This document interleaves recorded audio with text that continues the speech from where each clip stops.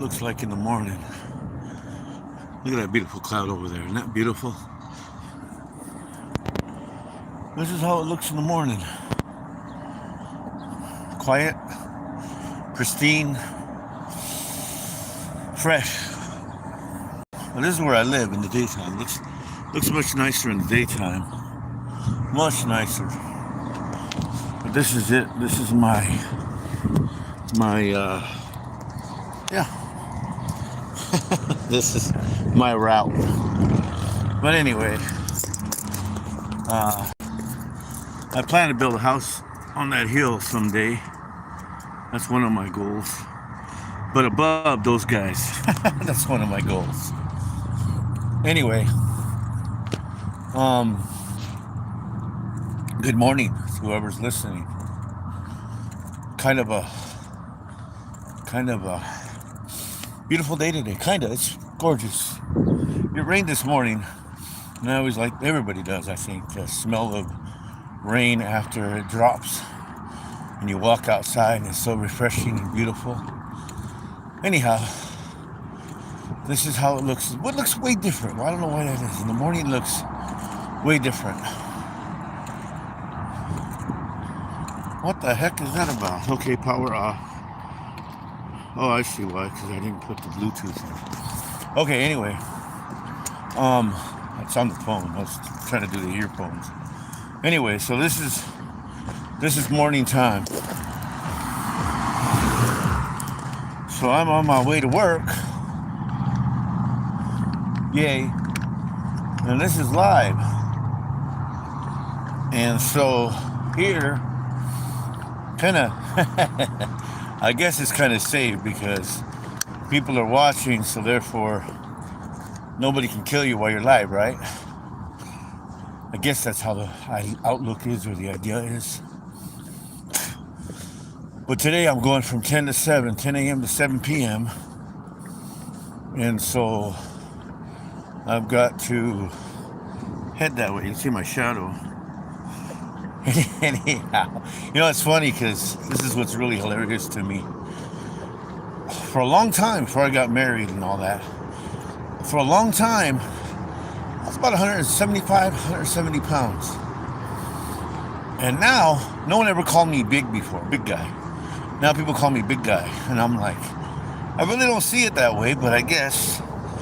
And when I ballooned up to 260, now I'm down to 225, 230. But this is what does it. If you guys are looking to maintain a good weight, this walking thing does it. You get cardiovascular, plus you get exercise. And it's nice. If you can tell by my shadow, I ain't got no gut. Which I like. My dad had a big old gut when he was my age. He had a big old gut. When he was this old. Had it ever since I was a little kid. He tried us to get him to beat it out. But I guess it was all that cervecita he was drinking. Anyhow, this is how the route looks in the morning. And I'm going the opposite direction. Usually I'm coming this way, going back that way. This time, I'm headed this way. And that's Highway 12. That's the highway that goes to Natchez, goes to White Pass. You can actually hit Mount Rainier from that highway. Anyway, yeah, this is my route. Anyhow, just banking on from what God does. It's wonderful.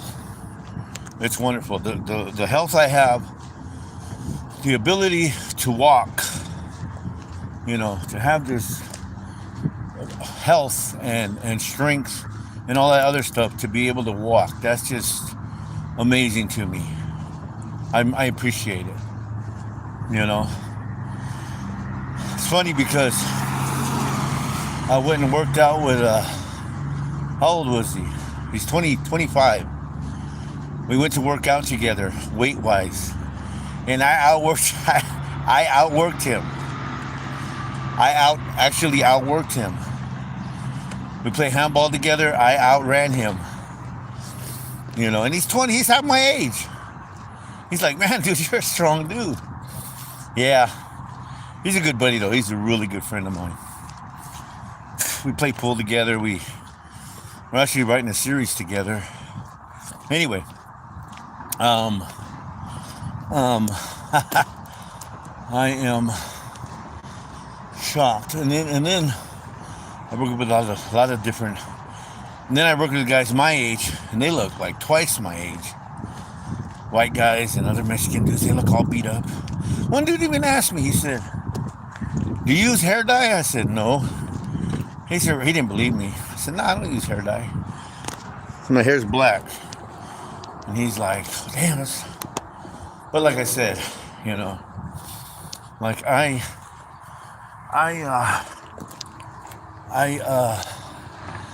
I love that. Okay, so the story in the Bible talks of Jacob. Joshua.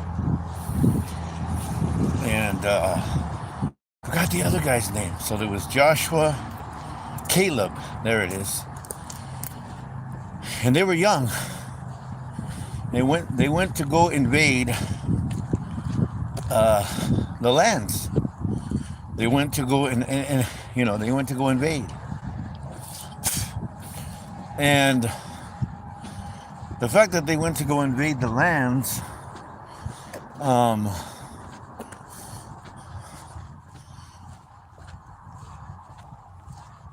as they went into the promised land, if you will,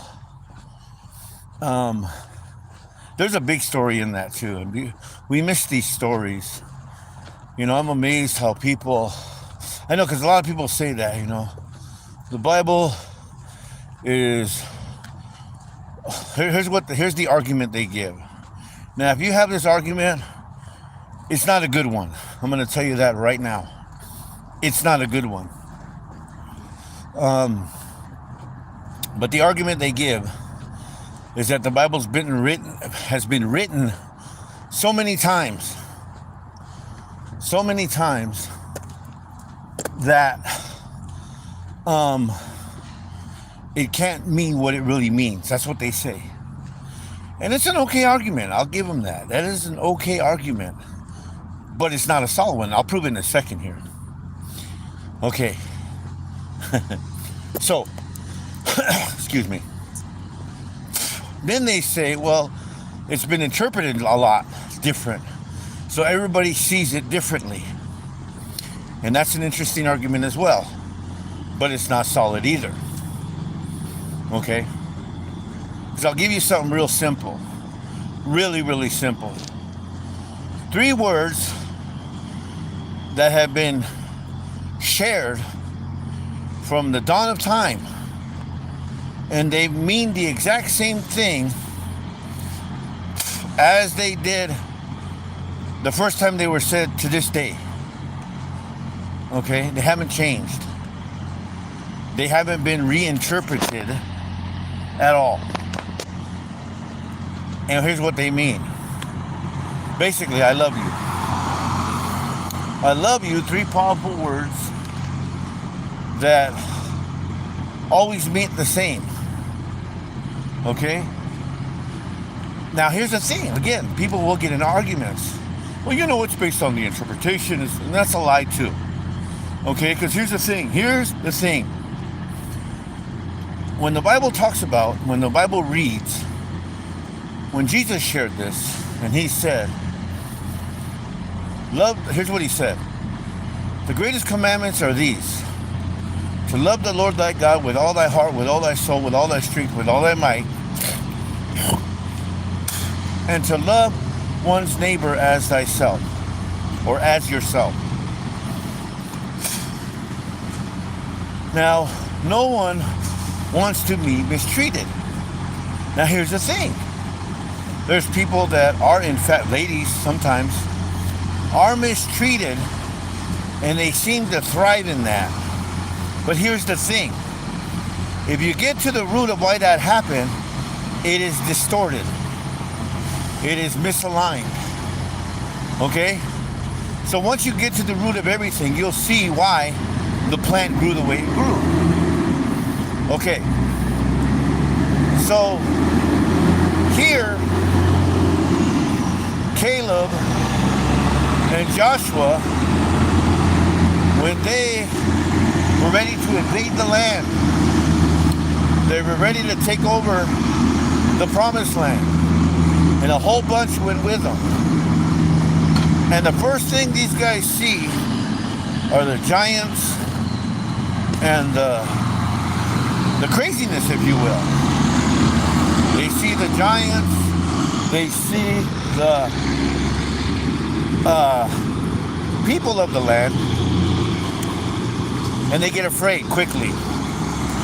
They are quickly made afraid. And they come back with they call it an evil report, saying, there's no way we can do this. Now understand something, folks. Understand something. When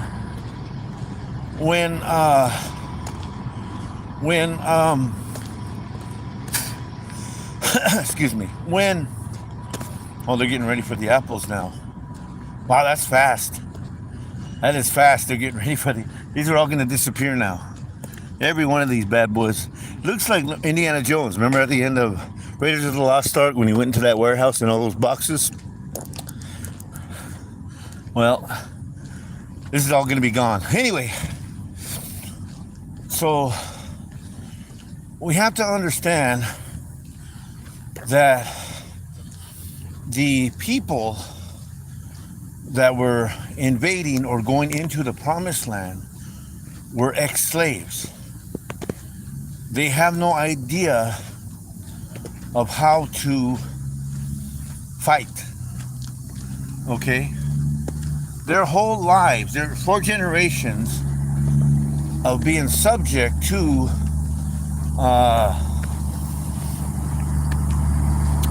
being beaten, being told what to do, all their lives.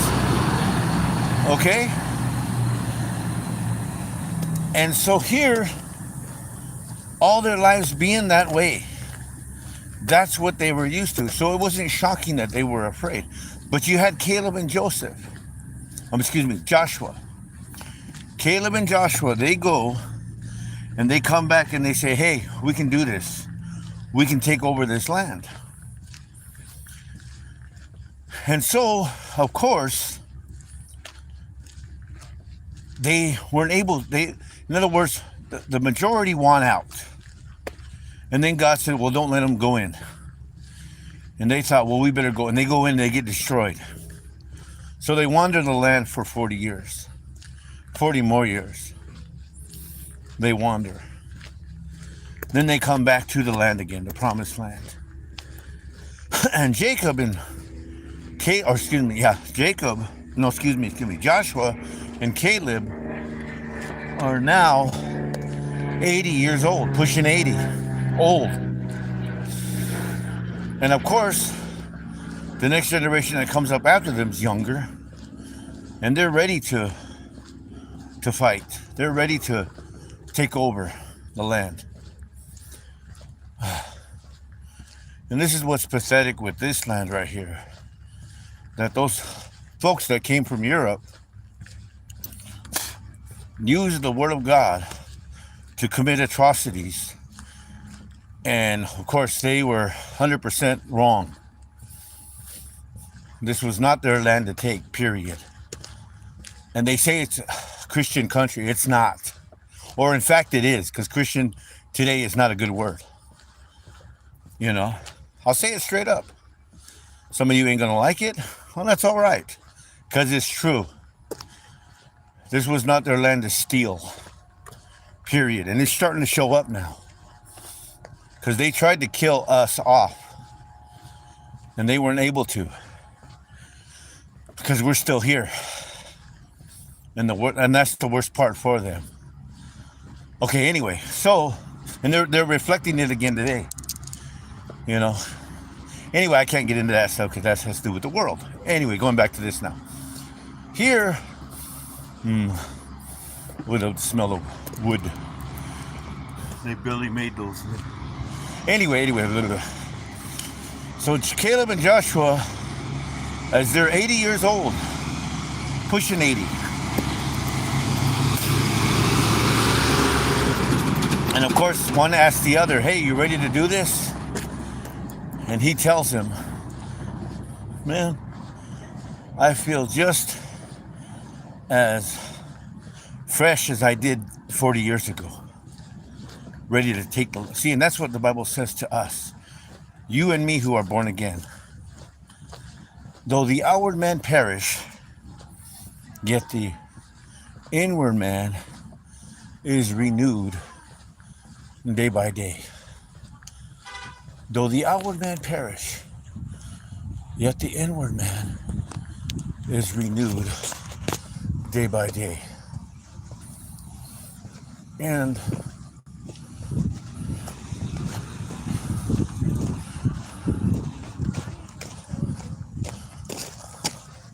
wow.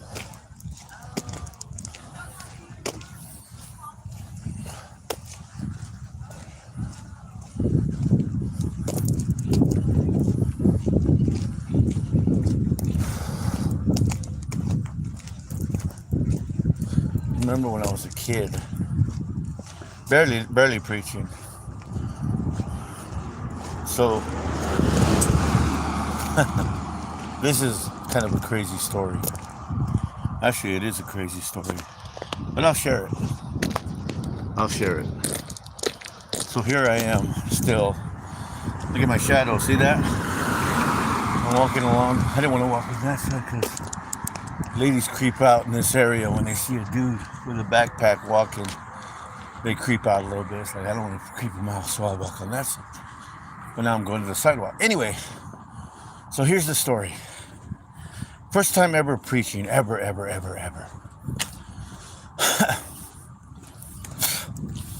So my dad says to me, he says, hey, let's go to Warm Springs, Oregon. We're living in Wapato at the time. And I'm like, what? He said, yeah, let's go to Warm Springs, Oregon. I'm like, Warm Springs? I ain't trying to go to Warm Springs. But I thought, well, all right, if God's telling you to go to Warm Springs, let's go. So I jump on the car with him. Now, here's the funny thing. My dad's got this big old giant Lincoln that swallows up gas. And he's got change. That's all he's got in his pocket. But he fills up the tank. And that tank is not going to get us down to Warm Springs and back to Wapato. I'm sorry, it's not. But we jump on. Now, the funny thing is, I lived in Warm Springs previous. And I worked at this grocery store, Rainbow Market. If anybody know about that area, you know about Rainbow Market. Everybody in that area. The reason being is Warm Springs is a dry reservation, so no alcohol sold on Warm Springs Reservation. But they got a store right on the border before the big city or big town of the reservation, and that was their gold mine. Their gold mine was the reservation or the store on that borderline. Anyway, so I worked there, and a lady sold me a car, and I never paid her off. I just didn't. But I had the car. Anyway, I lost the car later on, but I hadn't been down there in a couple of years. So my dad, we pull into Warm Springs, we pull up to that grocery thing, and it's a Saturday night. And he goes inside. I said, I'm not going in there. That lady might be in there. And he goes inside, and he uses the restroom, and he comes back out. So we go and we sleep by the river. We go and sleep by the river. And, oh no, let me get to this. So my dad goes in. He says, hey, they're hiring. I said, dude, I used to work here. They hate me. They hate me. I ain't gonna work there. He says, no, they're hiring. I said, oh crap, okay. So I walk in, and there's the lady I owe the money to. And she says, oh, hey, Charles. I said, oh, you remember me? She goes, yeah, you're the guy that bought my car and didn't pay me off. She goes, but she ain't gonna hire you. She hates you. Which was the owner's daughter. She had taken over the store. She hates you. She ain't gonna hire you. Okay, cool, whatever. So, but I'll just take your number. I'll take your social security card and number it. I'll tell them that you want a job. And my dad applied too. So we get back in the car Saturday night. We go sleep by the river. Him and I. We sleep by the river. And honestly, he's on E. He is literally on E. And he's only got change in his pocket. We just bought coffee, so now we got less change. So he says, well, let's go to church. Okay, so Sunday's the next day. Okay, let's go to church. We head to the church building. And the church is not open. So he tells me to go check it out. And I go up to the front door and it's locked. And there's a sign on the door. And it said, building closed for repairs. We're having services at Sister Slacona's house. And I'm thinking to myself, well, I don't know no Sister Slacona. Well, lo and behold, I get back to the car with my dad and I tell my dad, I say, hey dad, they're not having services. The church, and honestly, when I read that sign on the door that said closed for repairs, the first thing that comes to my mind, which of course God gave me, here's what the Spirit of God said to me. It's amazing how they will repair stone, brick, wood, and the true repair is the body, because that's the true temple. I went, whoa. Anyway, so I get back to the car and I tell my dad, yeah, they're closed for repairs. They're having services at Sister Socona's. I don't know who. My dad looks at me, he goes, I know who she is, and I know where she lives. I was like, what? Cool. So we head out there. We head out to Slacona's house. Well, they had a little church setting set up in the garage. So it was like, just like a church. There's a little pulpit. There's chairs lined up in rows in the garage. And there was only 3 ladies there with a, if you will, minister. I won't say his name because some of you might know him. So they actually had the chairs in a circle. So we sit down and of course they get done talking. So they set the chairs back up in rows and she's asking that minister, will you preach tonight? We're having services. No. He says, I can't. Now he knew my dad. And he told my dad, he said, oh, seeing John, that's my dad's name. He said, makes me think of Alaska. So I'm going to go to Alaska to preach. That's what he said. So he kept denying her. And she kept asking him. And honestly, inside of me, the Spirit of God again, you preach. And I'm like, whoa. What? Yeah. Again, you preach. Dude, I'm not a preacher. I'm telling myself this. I'm fighting within myself. And I'm like, I'm sweating bullets. I'm not kidding you. Because I've never, ever preached in a church setting where I'm invited to do that. Wild, right? Okay. So what happens?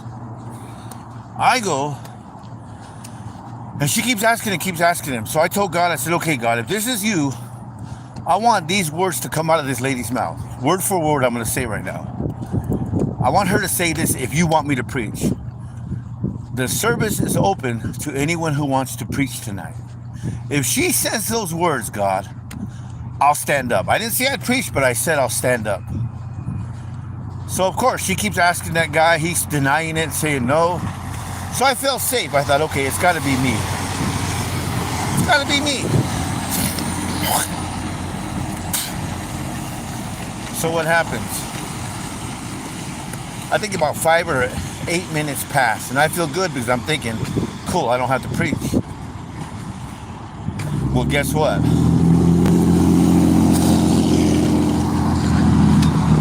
The words come out of her mouth. She says it. The floor is open to anyone. The exact same words I said in my head came out of her mouth. So I stood up. She said, "You'll be preaching tonight, brother." I was like, oh, wow, okay. And my dad says to me, "What are you doing?" I said, "Well, God told me to stand up," so I stood up. So, of course, that guy comes, the so-called seasoned minister. He comes along. And he says, "Oh, it's hard to preach. It's hard for man to preach." I said, "It's impossible when we're involved. Ain't nothing too hard for the Holy Ghost." He didn't know what to say. Okay. So I'm tripping all day. I'm like, oh God, what am I going to do? I've never done that before. What am I going to do? So I'm walking back and forth. I'm tripping. But see, that's the thing about it. And that's when I learned the ultimate lesson. It's better when you don't know what to say and you don't know what to do, because God does. It was a famous saying within the time that I had my family with me. They would say, or she would say, "I give up." I said, "Good. Now you can get out of God's way and let him do his thing." Anyway. So, all day long. Now watch this. This is what's crazy. We go back to that gas station, okay, to get coffee. And we're on E. We are on E. I mean E. We're running on fumes in this big giant Lincoln Continental. So we go inside the store, and as soon as I walk in, the owner's daughter's there. She looks right at me and says, "Hi, Charles, you want a job?" Sure. My dad said, "Well, can I have a job too?" She goes, "Yeah, we're looking for a gas station attendant." By all means. So he got a job and I got a job that very next day after church. So then she says, "Well, if you guys need gas, go ahead and fill up. We'll just put it on the credit. So we'll take it out of your paycheck when you get paid." So now we got gas and we got food. Provision. So all day long I'm tripping. All day long I don't know what to do. So we get to the service that night, and of course they do their rituals. They do their stuff. Then I'm finally allowed to preach. Now they had other ministers there that night. Other men, if you will. And of course, because anytime anybody hears that a new preacher's in town, everybody wants to go see. I've always gotten upset about that. And the reason is this: God is always God. It isn't the person behind the pulpit. It's the Spirit of God in whoever that does the speaking. Period. It ain't the amount of time anybody's been around. It ain't how much they've read. It's none of that. It's the Spirit of God. Period. How does it say it? Zerubbabel, not by might, nor by power, but by my Spirit. And how did Paul write it? Where the Spirit of the Lord is, there is liberty. Okay. So we get there that night, and I preach. And everybody come. I didn't call anybody up. I didn't ask anybody to come up. They all came up to get prayed for. And the first thing God says to me, because the evangelist guy starts pouring water on my hand, or oil on my hands. He starts praying for them. Well, what does God tell me to do? God says, you get in there and you cry out with them too. Just because you read my word or preach my word doesn't make you any different than them. So I got, and it threw off the whole course because of what we're used to, see? And that's what's sad. That's why it's disrupted. That's why nothing ever happens, only hype. Only loud banging guitars and loud music and screaming fools, you know, because that's the gimmick they desire. Because they think nothing's happening if they're not doing something. And that's the saddest, pathetic part of it all. You see? Is that reason. Anyway. So I ended up preaching that night. Now, like I told you, we were sleeping by the river. Well, after service, this lady came up to me and said, brothers, do you need a place to sleep? Well, yeah. Well, you can sleep at my house. So now we got a place to sleep. We got a place to relax. It's amazing what God does. Okay, so that was my first time. Like I said, we got jobs, we got all that stuff. As God promised he would provide, as God promised that he would, take care, he always does. Like I said before, I'm going to this job right now, and I'm getting paid good. I'm glad I'm getting paid good, otherwise I wouldn't stick around. It's too much. But I'm walking, which I like, because it's exercise, and, it's healthy. Anyway, so that was my first instance in that realm, I remember, and it always coincided with David and Saul. Saul the king and David the king. It amazed me David never laid a hand on Saul, even though Saul was delivered into David's hand. And David had every right to take vengeance. But then David said it, who can touch the Lord's anointed and be guiltless? I won't do it, he says. Sad. And so here, well, it's getting a little warm now. It was a little chilly this morning, but now it's warming up. And I'm feeling the heat. I should get there by about 10 something, I don't know. Maybe. Hopefully I get there on time. I think my watch says 9:40, which is about 20 minutes till I have to be there. I think I'll make it, because it's right there. Yeah, I'll make it. Probably right on the button. Anyhow, so my dad, and it was crazy, because he would always interrupt every time something would be going on. He would always interrupt. Like I said this one time, and of course a lot of you ain't gonna agree with it, but it's the truth, so I'll say it. But here's what it was. God still loves the devil. A lot of you don't believe that. A lot of you hate that. But it's the truth. How can you not be love and not love? You don't read anywhere in there where it says God hates the devil. Nowhere. I'll say it like this. He still loves the devil, but he loves us more. There you go. So I shared that, and right away, my dad interrupted, well, I don't believe that. Well, it doesn't matter what you believe or don't believe. See, because again, watch this.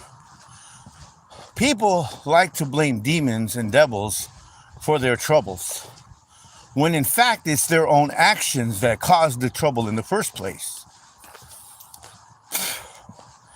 Now, I'm not saying all troubles. because this world is troublesome. Like me walking right now. I'm comfortable. Don't get me wrong. Okay, now watch. Here's what I mean. You see this concrete? This is hard stuff. And as I walk in these shoes, I feel it. Now watch this. Real quick like. I can make it myself even more comfortable. Look at this. See? I go to the grass. Ah, way more comfortable. Way more softer. See? Just like that. So the world does produce its own troubles. Okay?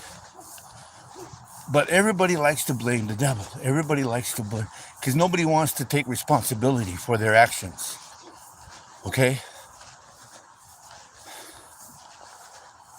And that's sad.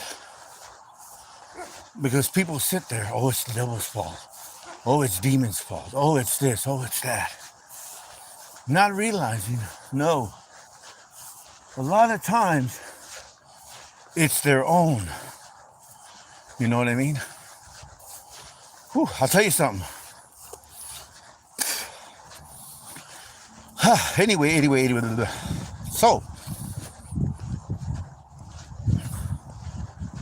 here, not being able to take responsibility for our own actions. You know what I mean? I like the way the Bible says that. Confess your faults one to another. Now, here's what happens in that realm. People will confess to a fork-tongued person who acts like they're, legit. Then that person gets hurt and they don't want to do it anymore. When it talks about confessing our faults one to another, it's talking about us who are in truth. Period. You see? That's how it is. But when you have people not in truth, like today, honestly, there's so much. Oh my God. I can't even listen to it anymore. You know? I never listen to Christian channels. I don't listen to Christian radio. It's all lies. All of it. Prove it? Okay. It's a real simple truth. Watch this. You cannot kiss someone 9 times and slap them once and say the 9 kisses cover the 1 slap. It's either all kisses or all slaps. That's just the way it is. Period.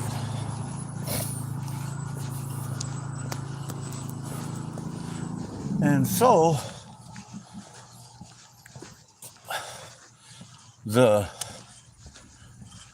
if you will, fake gospel that's being produced over the airwaves, over the internet, over the television screens, not of God. Not of God at all. I'll give you a prime example. Here's what it says, 1 John. God is light, and in him is no darkness at all. I had somebody share something with me that totally blew my mind. Sophia. You heard me talk about her before. Love the girl. Love her with all my heart. And here's what she said to me. She said, darkness is absence of light. I was like, whoa. Because it's true. I mean, that's profound and phenomenal. Because, one, night vision is the reason they have night vision. They can see in the dark. Is because there's still light in the dark. Which is powerful. Okay. Now, let me give this to you. Real simplistic. Being in the dark basically means not knowing. That's what that means. Not knowing. See? And a lot of us don't know. Okay? That's why that foundational truth is so important. Okay? Just to give you a quick example. Okay. Love is hard. There's no question about that. Love is hard because of the pain that's involved. It's like being rejected by a loved one. That's one of the hardest. I mean, we can get through it, don't get me wrong. Humans can weather some serious storms. You know, I remember my brother pointed out one time. He said, that's amazing how that thin layer, because it's thin, the skin is thin, can hold back a lot of things. It doesn't just burst through. Anyway, kind of like the honeycomb, you know, the setup of the hive, the beehive, the setup of it. Pretty powerful. With the hexagon shape in there, it's pretty amazing because it's pretty strong as a result. Anyway, the skin takes a lot. As thin as it is, it takes a lot of pressure. Anyway, pretty amazing. So we, as humans, can weather a lot of storms, okay? Big time. You know? Now, I'm gonna share this with you. You probably heard me say it before, but I'm gonna say it again. Understanding is basically this: something that is under you that you could stand on. A foundation. Okay? A foundation. And Paul said it clearly. He said, there is no other foundation that can be laid that is laid, which is Christ. Now, here's the thing. You got churches everywhere. Well, we believe in Jesus. You got this church over here. We believe in Jesus. But let's literally look at that. What Jesus do they really believe? You see what I'm saying? What Jesus is it they're really believing in? The Bible talked about this. False Jesuses.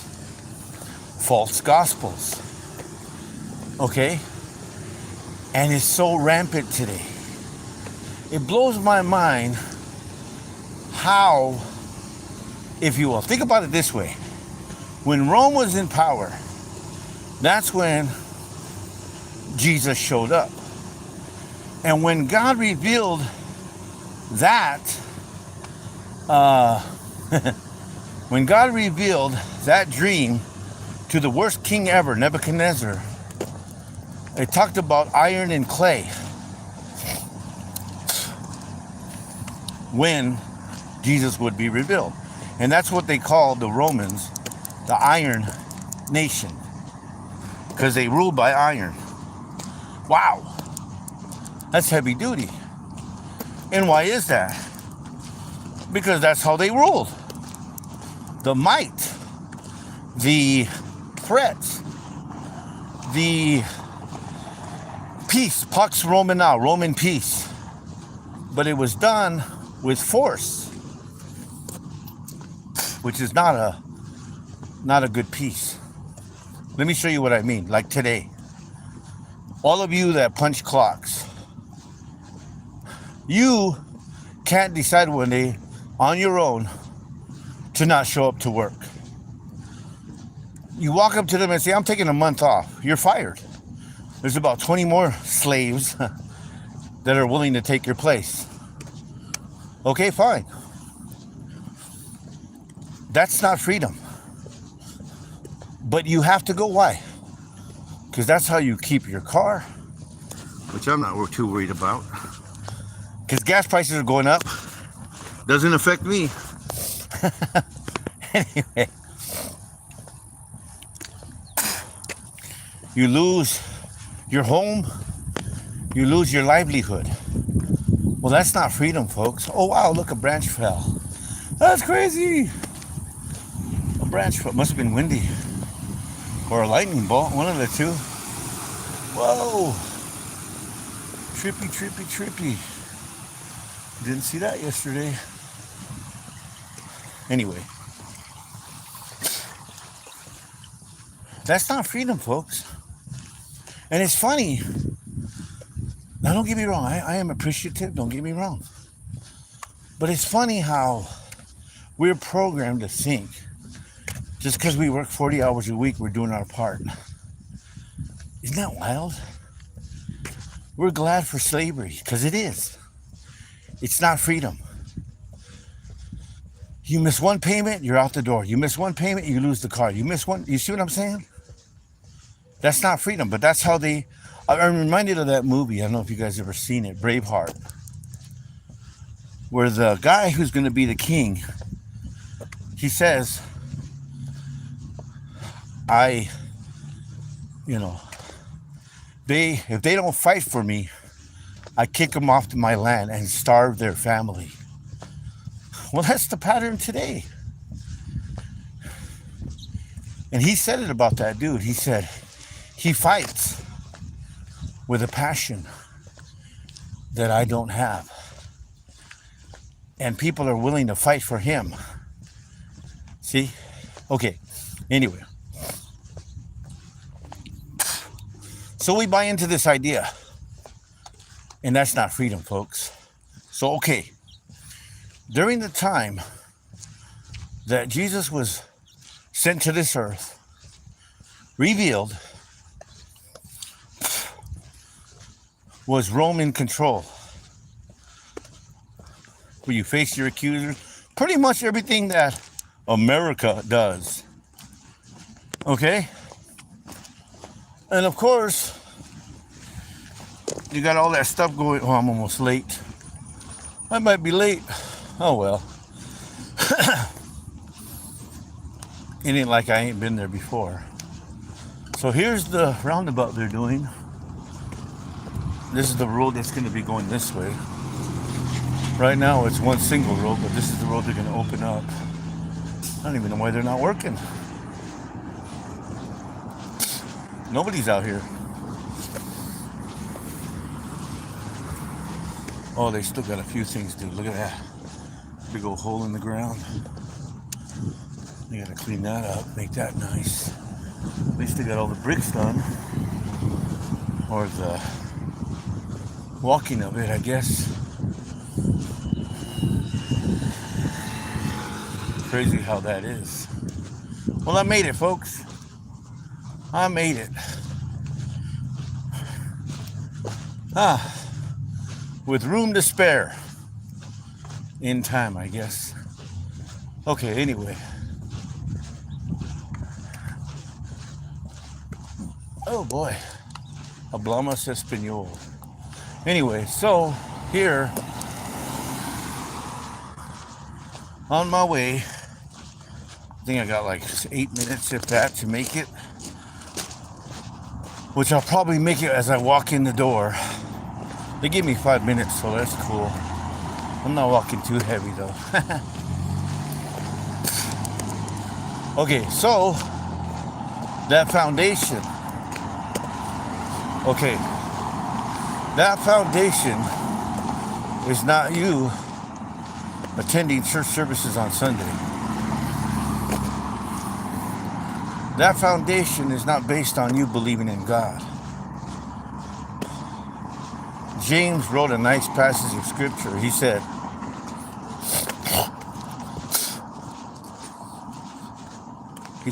you believe in God, you do well. The devils also believe and tremble. Hello. Which basically means you're doing nothing different than a devil when you believe in God. And like I said before, if you don't believe in God, right on for you. At least you're honest. Anyway, well, I'm almost there, so I'm going to cut it off right now. I'll get into that foundational thing later. Have a great day, everybody. See you next time.